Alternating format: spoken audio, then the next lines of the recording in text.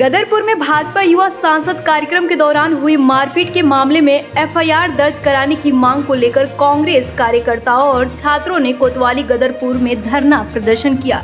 बड़ी संख्या में पहुंचे प्रदर्शनकारियों ने पुलिस से आरोपियों के खिलाफ मुकदमा दर्ज करने की मांग की। धरने में घायल वंश वर्मा और नीरज गौतम भी मौजूद रहे। कांग्रेस नेताओं ने पुलिस पर कार्रवाई में देरी का आरोप लगाते हुए न्याय की मांग की। बाद में पुलिस क्षेत्राधिकारी अखिलेश कुमार ने मुकदमा दर्ज करने का आश्वासन दिया, जिसके बाद कांग्रेस ने धरना समाप्त कर दिया। प्रदर्शन शांतिपूर्ण रहा और बढ़िया सी स्क्रिप्ट लिखवाई है तो उसको तो, और उसमें उनकी स्क्रिप्ट में इतना विरोधाभास है कि वो शायद अपने दिल पर अगर हाथ रखेंगे पुलिस वाले तो उस तहरीर को कूड़ेदान में फेंक देंगे। आखिर जान तो सबने भगवान को देनी है ना, इतनी बेईमानी तो कोई नहीं कर सकता ना। दिन को दिन और रात को रात कहा जाएगा।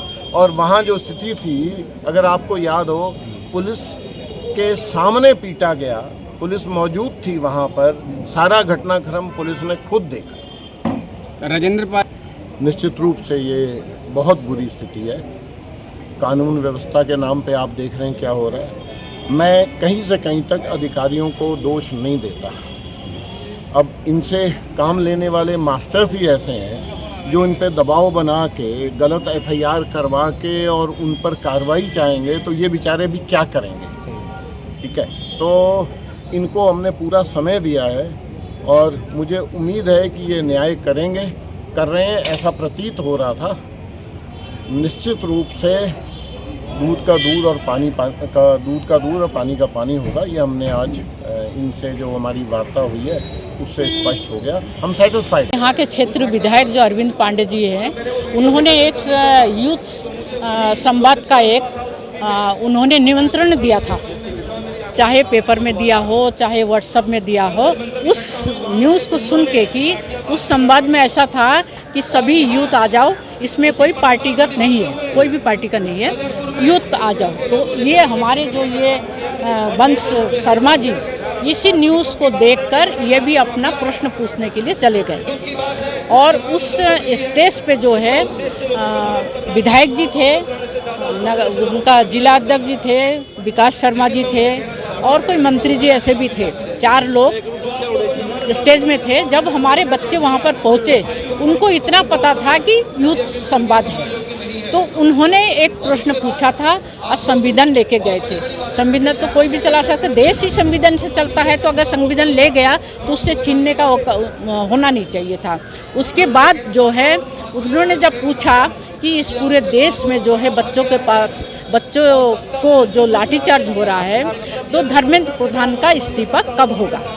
अगर उसने ये प्रश्न पूछा भी है तो ये प्रश्न तो पूरा भारत पूछ रहा है, पूरा भारत के लोग पूछ रहे हैं इस प्रश्न को। तो उस बच्चे ने पूछ लिया तो क्या हुआ। तो अगर आपको आंसर नहीं देना था तो इस तरह से बच्चों को उसके आपके सामने, ये गदरपुर विधानसभा के मालिक हो आप, और आपके सामने उस बच्चे को निर्दयतापूर्ण जिस तरह से मारा गया, कूटा गया, और आपने उधर उस बच्चे के लिए आपने कुछ भी नहीं किया। और वीआईपी होके आप 4-5 लोग जो बैठे थे, आप ही तो उस संवाद के गार्जियन थे। तो एक गार्जियन के सामने अगर बच्चे पीटे जाते हैं तो ये बहुत दुर्भाग्यपूर्ण है। तो मैं पांडे जी, और उसके बाद आप जो धमकी दे रहे हो ना, ये धमकी आप अपने जेब में रखिए।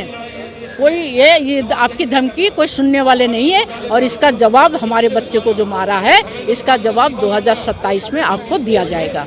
भाजपा भारतीय जनता पार्टी द्वारा गदरपुर में एक युवा संवाद कार्यक्रम रखा गया था, और युवा संवाद था युवाओं की के प्रति जो भी सरकार की जिम्मेदारी है या युवाओं की जो विचार हैं उसको सरकार तक पहुंचाया जाए। इस दौरान कुछ छात्र वहां पहुंचे जो कहीं ना कहीं कांग्रेस पार्टी से बिलोंग करते थे। केवल इसलिए इन्होंने कि वो कांग्रेस पार्टी से बिलोंग करते हैं, उनके साथ उस भीड़ में कार्यक्रम में, युवा समाज का जो कार्यक्रम चल रहा था, जो वहाँ पर आयोजक थे, आयोजकों द्वारा बुरी तरह मारपीट की गई। उसमें एक हमारा जो बच्चा है नीरज, वो अनुसूचित जाति से भी संबंध रखता था। इस संबंध में 2 अलग अलग तहरीर थाने में दी गई हैं, लेकिन आज तीसरा दिन हो गया है तहरीर देने के बाद आज तक मुकदमा कायम नहीं हुआ है।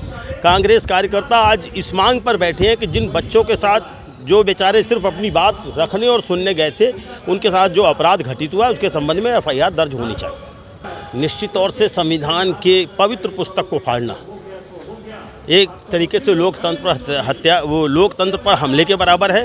ये इतना बड़ा इसका सम्मान होना चाहिए जितना हमारे किसी धार्मिक ग्रंथ का है, और उसको फाड़ा है तो एक गंभीर कृत्य है। इसके लिए एक अलग से मुकदमा बनता है, जिसे दर्ज करना पुलिस प्रशासन की जिम्मेदारी है। फोटो क्लिप मैंने देखी है। मिस्टर कोई जेटली हैं, अरुण जेटली उनका अनिल जेटली हैं। सकैनिया मोड़ पर उनकी दुकान है। उनके द्वारा बाकायदा वीडियो क्लिप में है कि किताब छीनी गई वंश शर्मा के हाथ से। संविधान की किताब थी और उसको छीन के उसको फाड़ा गया। बाकायदा वहाँ सब कुछ उस वीडियो क्लिप में दिखाई दे रहा है। जो वरिष्ठ जो भी नेतागण थे उनसे बातचीत हुई है।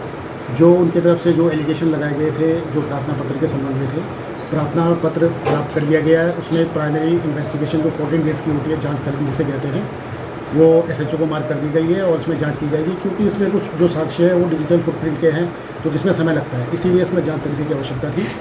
और इसमें जो भी कार्रवाई आगे होगी, वैधानिक कार्रवाई जिसके खिलाफ भी होगी, वो पंजीकृत की जाएगी। दूसरे पक्ष से भी डायरी प्राप्त हुई है, उस पर भी हम वैधानिक कार्रवाई करेंगे। उसमें भी इन्वेस्टिगेशन का पार्ट है, वो भी उसको भी सम्मिलित किया जाएगा इसमें। राजनीति हो या क्रिकेट, देश विदेश की ब्रेकिंग हो या आपके मोहल्ले की बड़ी खबर, सब मिलेगा एक ही ऐप में, सबसे तेज और भरोसेमंद। अभी डाउनलोड करें दैनिक भास्कर डिजिटल।